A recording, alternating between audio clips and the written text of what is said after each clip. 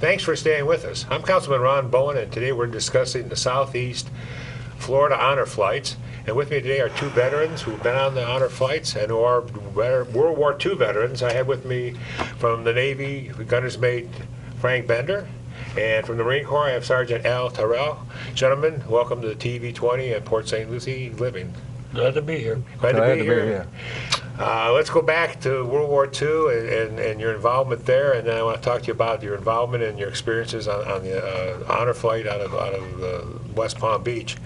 We'll start with you first, Frank. How old were you, number one, before when you went in the military, and how'd you get into the Navy, and where were you? And I got out of high school. I knew that my other three brothers were in, went already? Okay. And they were all obligated at home.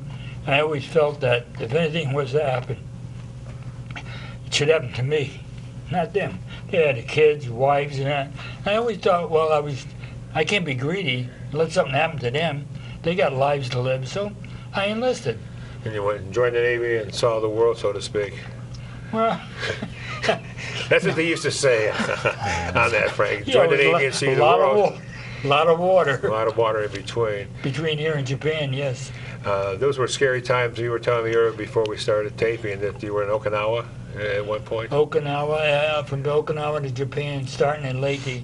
And we used to do picket duty, which was, that was tough. That was tough.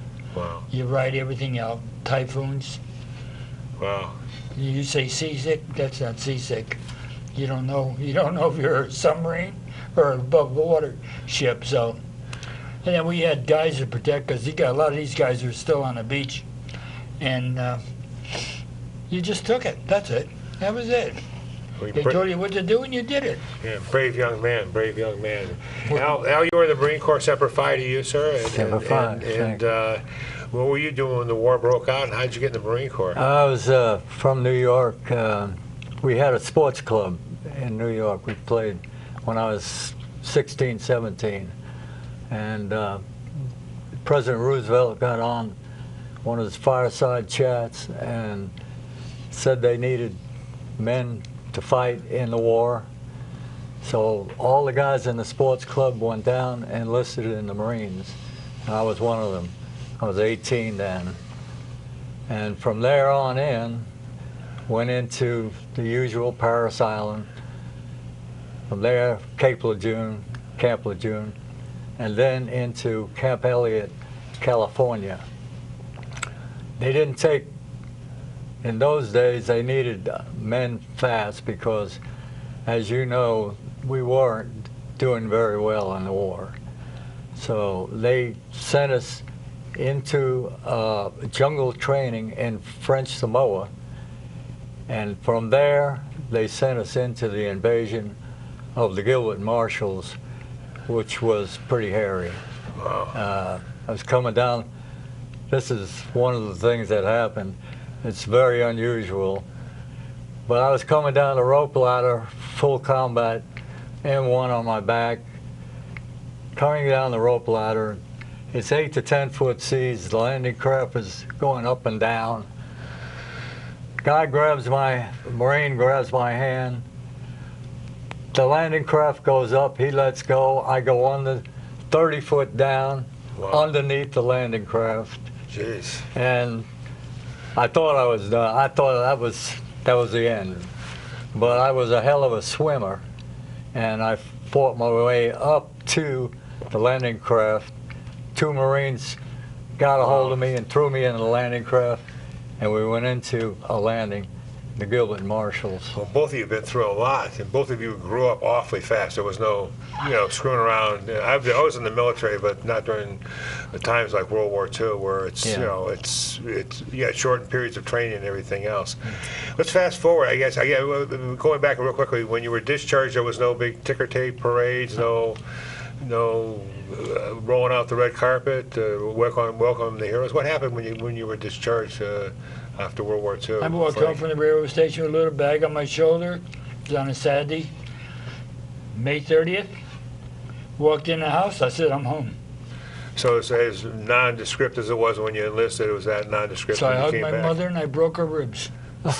You did? I did. Yes, I did. She didn't care. Yeah, it was out of love.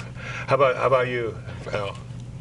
When I get discharged? Yeah, when you got discharged, was there, Well, hopefully there was a welcoming committee for you, or greeting, or? They dropped a bomb in Hiroshima. I was in Okinawa at the time. We went back to, from the invasion of Gilbert and Marshall's. They sent us into Okinawa, and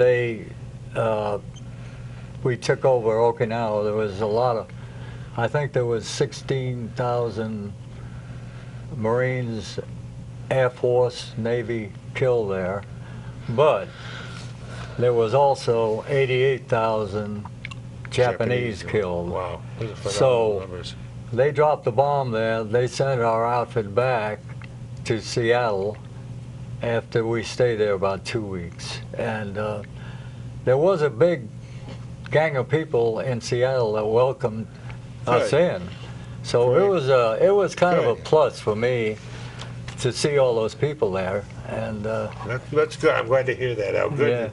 Yeah. Then the honor flight, going back the second time, getting honored the second time must have been a charge for you. And how about you, Frank? Talk to me about the honor flight, your experience and your surprise, or what you expected, or were you just shocked? Well, my wife was going to the doctor too, and she kept getting harped by him, and she kept harping on me to go, because my brother missed it by a month. He died a month before he was going to go. And I said, well, I'll go. Okay, I'll go. And I finally went, and I met guys. We were kidding each other about how long you married.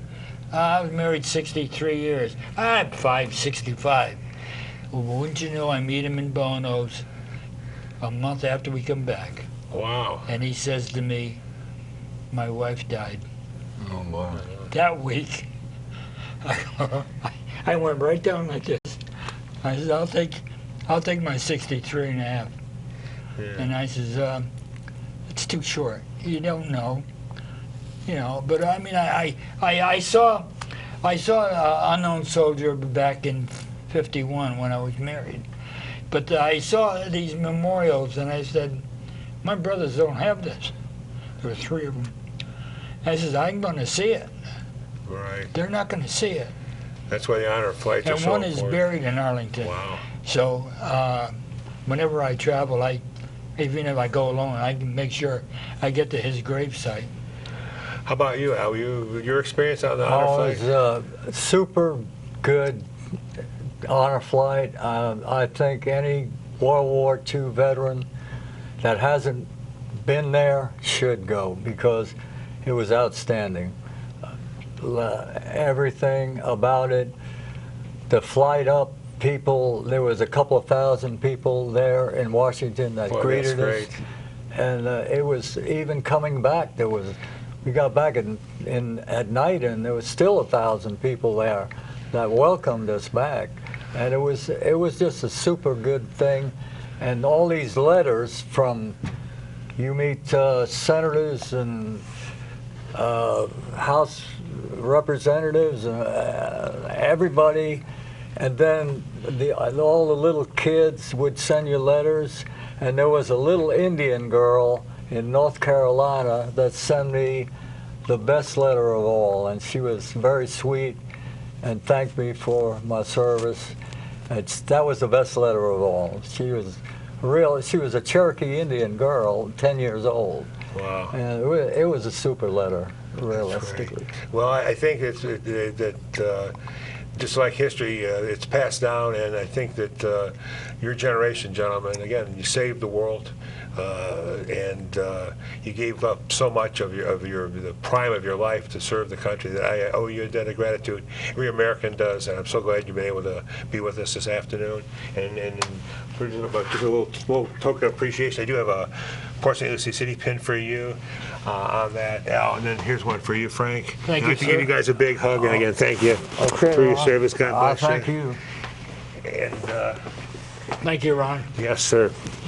Good luck in your future. Yes, but again, my future's here because of gentlemen like you that are brave beyond. I've been here beyond- 29 years. Wow, that's In great. 1986 we moved in, and they tried to get us out, but they did everything they could politically. Well, we have great people living here in Port St. Lucie. Oh, Our hometown's a fantastic place to live because of people like you. And the people that were on before, Dr. Singh and our other guest, the majors. There's an amazing man. Yeah. I look at him in admiration. Right, he's done a lot for the community. Well, again, we're going to say goodbye to you, gentlemen. Thank you so much. I want to wish you both a happy 4th of July, and we'll have you back on TV 20 soon.